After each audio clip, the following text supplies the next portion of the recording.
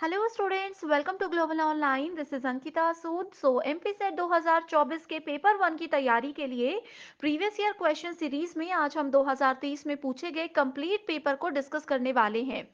इस सीरीज से आपको ये हेल्प होगी कि आपको पता चलेगा किस लेवल के सवाल पेपर में आते हैं। साथ ही आपको कुछ ऐसे टिप्स और ट्रिक्स बताने वाली हूँ जिसकी मदद से स्टूडेंट्स बहुत इजीली आप सब करेक्ट आंसर्स को एग्जाम में आइडेंटिफाई कर सकोगे। तो चलिए फिर इसी के साथ डिस्कशन को शुरू करते हैं।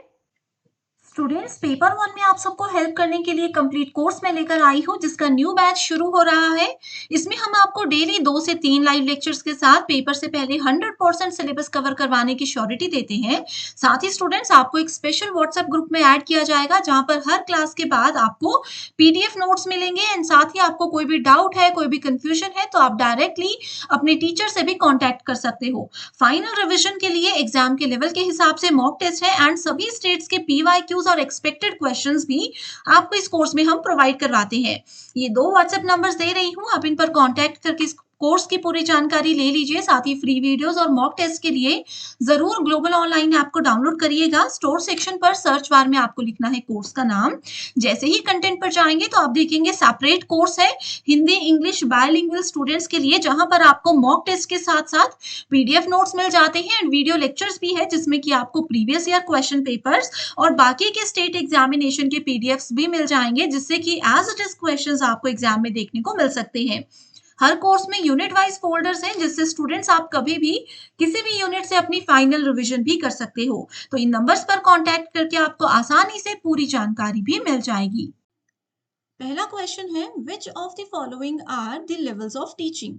सो शिक्षण के स्तर हमसे पूछे गए हैं, तो सबसे पहले हमें ये पता होना चाहिए कि शिक्षण के स्तर क्या होते हैं। देखिए स्टूडेंट्स, टोटल 3 स्तर होते हैं शिक्षण में, जिनको कि हमारी मेंटल एबिलिटीज के हिसाब से डिवाइड किया होता है। जैसे जब हम छोटे बच्चे होते हैं तो हमारा लेवल टीचिंग का कुछ और होता है, लर्निंग का कुछ और होता है। जैसे जैसे हम आगे बढ़ते जाते हैं तो ये लेवल्स भी बढ़ते जाते हैं। ठीक है, इसी के साथ ऑप्शंस देखते हैं। Primary level, secondary level and higher level, no. State, national और इंटरनेशनल लेवल, ये भी करेक्ट आंसर नहीं हो सकता क्योंकि यहाँ पर मेंटल एबिलिटीज की बात की है। आगे तीसरा ऑप्शन है memory level, understanding level and reflective level, जो कि हमारा बिल्कुल सही उत्तर है। मेमोरी लेवल होता है जहां पर हम किसी चीज को जब हम छोटे होते हैं तो रट्टा मारकर याद रखते हैं। ठीक है, रोट लर्निंग जहां पर होती है। अंडरस्टैंडिंग लेवल होता है जहां पर रोट लर्निंग में जो चीजें हमने पढ़ी थी उनकी हमें समझ आने लग जाती है। और रिफ्लेक्टिव लेवल होता है कि प्रीवियस 2 लेवल्स में हमने जो कुछ भी पढ़ा है उसको अब रियल लाइफ सेटिंग में यूज करने का समय आ चुका है। तो करेक्ट आंसर है ऑप्शन नंबर 3।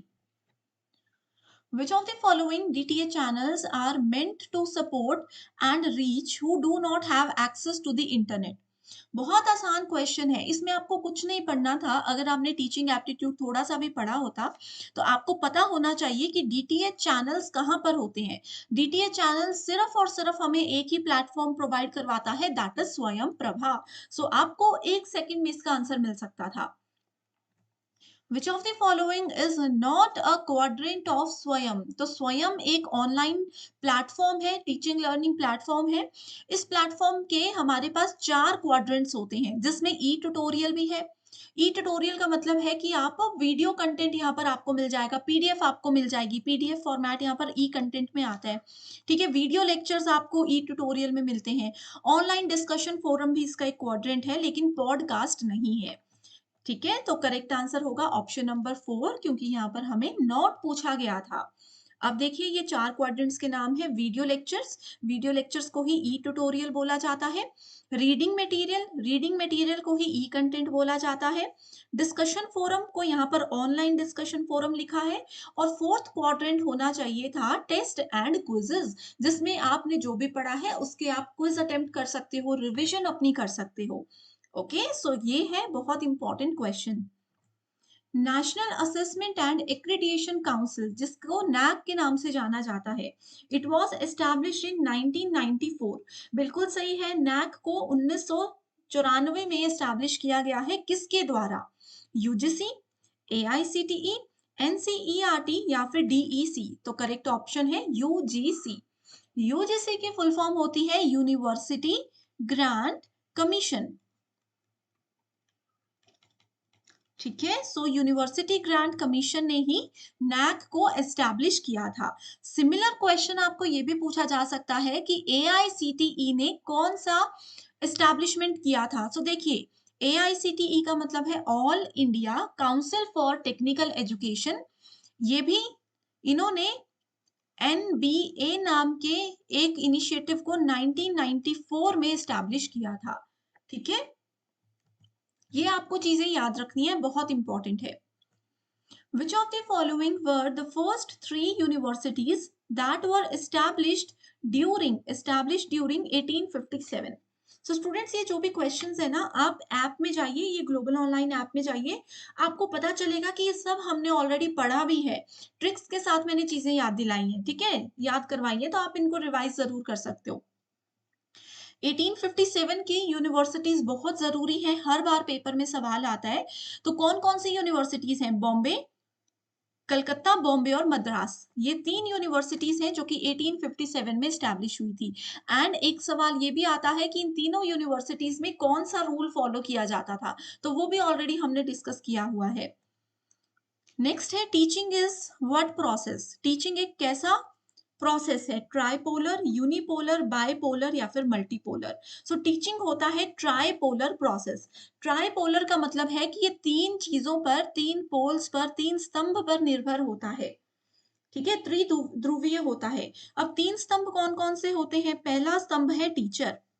ट्राइपोलर में पहला है टीचर, दूसरे है स्टूडेंट और तीसरा है सब्जेक्ट मैटर, कि जो हम पढ़ने वाले हैं। अब जैसे हम हैं, देखिए पेपर की तैयारी कर रहे हैं, है ना? तो ट्राइपोलर में टीचर होना भी ज़रूरी है। आप लोग स्टूडेंट हो तभी मैं पढ़ा पा रही हूँ, है ना? और सब्जेक्ट मैटर, कि हमें पता है कि हमें क्या पढ़ना है और क्या पढ़ाना है। That is your subject matter, right? Which method of teaching develops spirit of inquiry in students? कौन सा टीचिंग का ऐसा मेथड होता है जो कि स्टूडेंट्स में पूछताछ करने की भावना को बढ़ाता है? अब पूछताछ करने की भावना का क्या मतलब है? अब क्लास में अगर टीचर कुछ पढ़ा रहे हैं, स्टूडेंट्स उनसे कैसे क्वेश्चन पूछें? ठीक है, स्टूडेंट कैसे एक्टिव हों कि मुझे समझ नहीं आया, मैं पूछना चाहता हूँ, तो मैं कैसे पूछूं?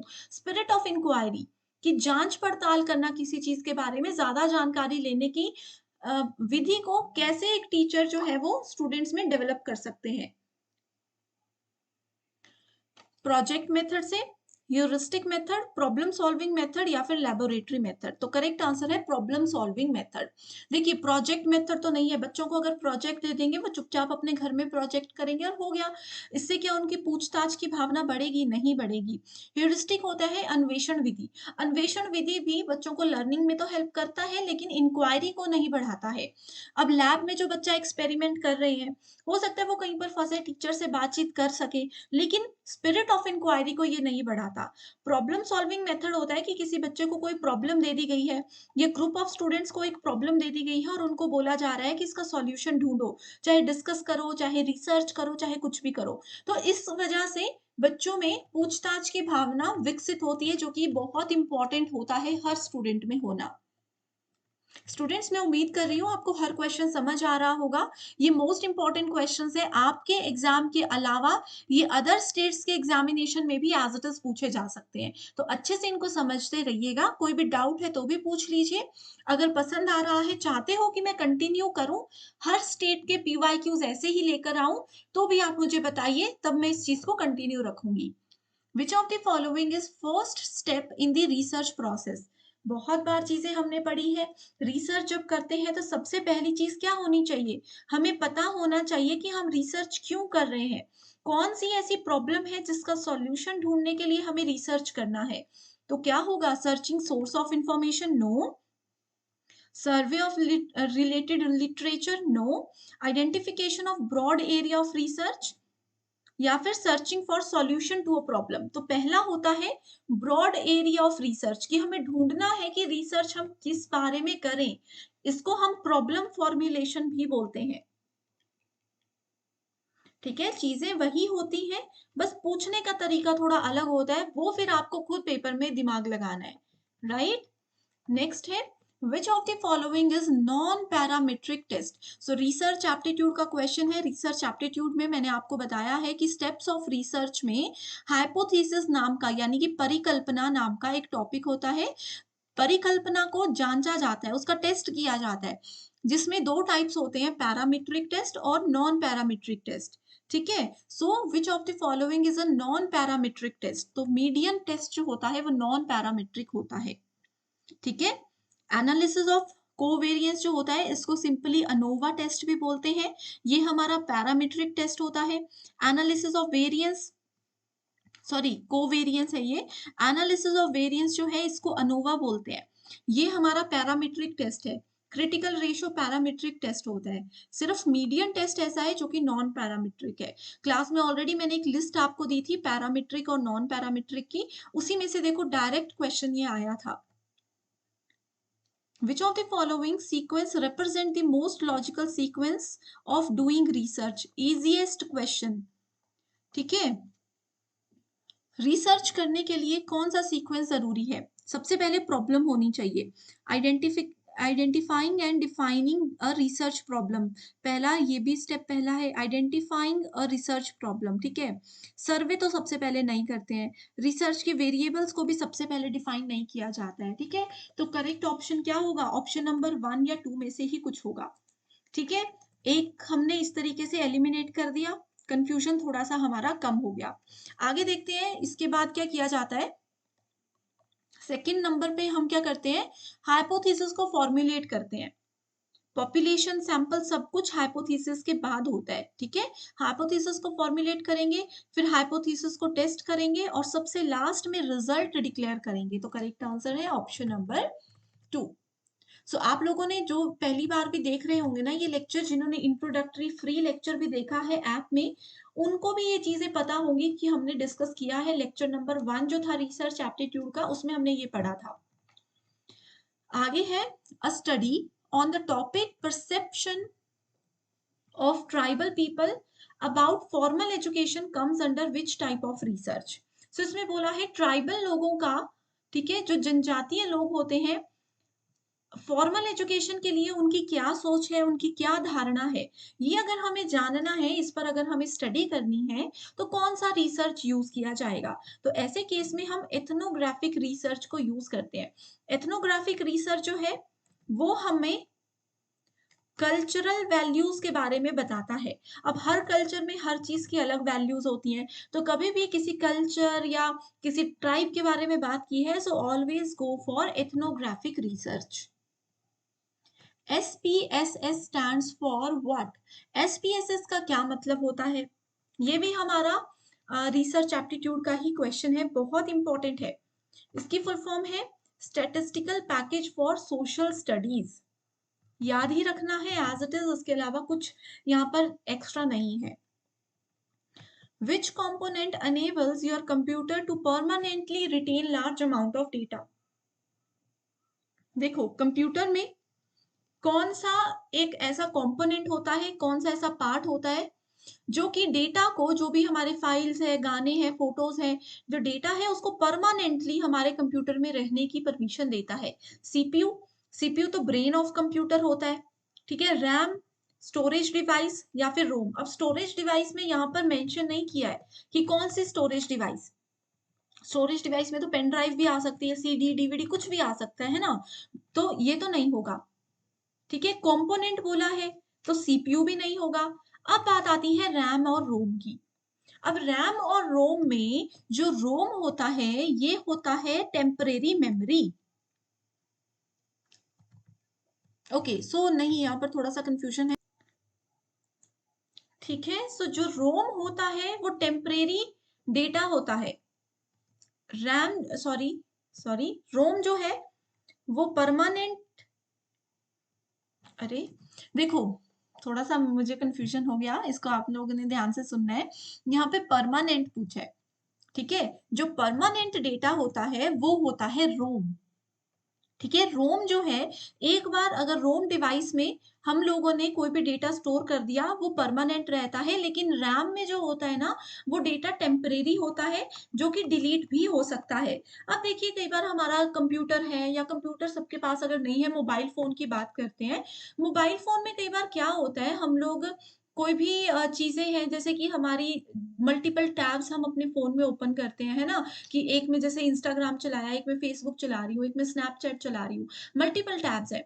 ये भी तो कहीं न कहीं मेमोरी को कैप्चर करके रख रहा है। तो जैसे ही अगर हम फ़ोन स्विच ऑफ करते हैं, उसके बाद वापस ऑन करते हैं, तो ये सारी चीज़ें हमारे उन रीसेंट टैब्स में से डिलीट हो जाएँगी, क्योंकि वो रैम में स्टोर हुई थी, जो कि एक टेम्परेरी मेमोरी है। रोम होती है परमानेंट मेमोरी, तो करेक्ट आंसर है ऑप्शन नंबर डी, रोम। अब यहाँ पर एक होमवर्क के लिए क्वेश्चन दे रही हूँ, फुल फॉर्म बतानी है, पेपर में ज़रूर आएगा। फुल फॉर्म बताइए रैम की और रोम की, अगर नहीं आता है, तो भी बोल दीजिए कि मैम फुल फॉर्म नहीं आती है, ताकि मैं आपको रिप्लाई करके कमेंट में ही बता सकूँ, ठीक है?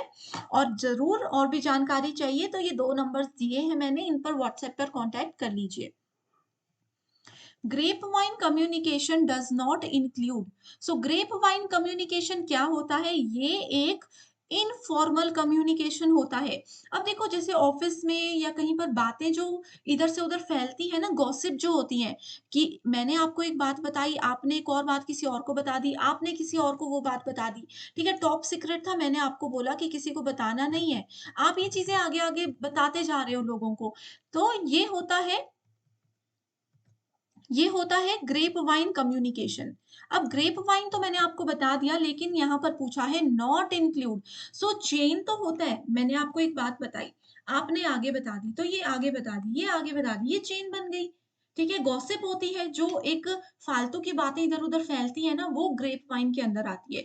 मेटा कम्युनिकेशन भी इसी को बोलते हैं। तो क्या नहीं है, cluster system grape wine communication का एक पार्ट नहीं होता है। तो नोट पर ध्यान रखना था, बहुत ज़रूरी, नहीं तो गलत हो सकता था ये सवाल, ठीक है? आगे है, which of the following is the best advantage of choice based credit system? So CBCS, ये हमारा टीचिंग एप्टीट्यूड यूनिट 1 का क्वेश्चन है। Choice based credit system allow करता है इंप्रूविंग क्रेडिबिलिटी ऑफ स्टूडेंट्स। क्या मतलब है? अब मान लो कि जैसे पहले होता था ना, किसी ने मेडिकल रखा है, किसी ने नॉन मेडिकल रखा है, कॉमर्स, आर्ट्स, ये अलग-अलग स्ट्रीम्स होती थी। अब ऐसा नहीं है, अब मान लो मुझे मैथ पढ़ना है, मैथ के साथ मुझे हिस्ट्री में भी इंटरेस्ट है, इसके साथ मुझे इकोनॉमिक्स और अकाउंट्स भी पढ़ना है, ठीक है? साथ में मुझे आईटी भी पढ़ना है।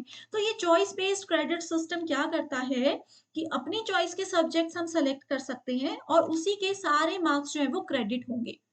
और साथ ही अगर मैं एक जगह से दूसरी जगह किसी दूसरे कॉलेज में सेकंड ईयर में चली जाती हूँ, तो मेरा फर्स्ट ईयर वेस्ट नहीं जाएगा। फर्स्ट ईयर का जो क्रेडिट स्कोर है, वो मेरे एक एक बैंक बन जाता है, एबीसी नाम का बैंक है, एकेडमिक बैंक ऑफ क्रेडिट। इस बैंक में वो क्रेडिट मेरा स्टोर हो जाएगा, ताकि मैं जब किसी सेकंड ईयर में किसी दूसरे कॉलेज में जाऊँ, तो वो सारा क्रेडिट मेरा, सारे मार्क्स मेरे वहाँ पर ऐड हो जाएँ, मुझे वापस से फर्स्ट ईयर से ना पढ़ना पड़े। तो ये है चॉइस बेस्ड क्रेडिट सिस्टम। और सो आई होप स्टूडेंट्स यहाँ तक के आपके सारे कॉन्सेप्ट्स भी क्लियर हो चुके होंगे। ये सेशन बहुत ज़्यादा इम्पोर्टेंट है सभी के लिए।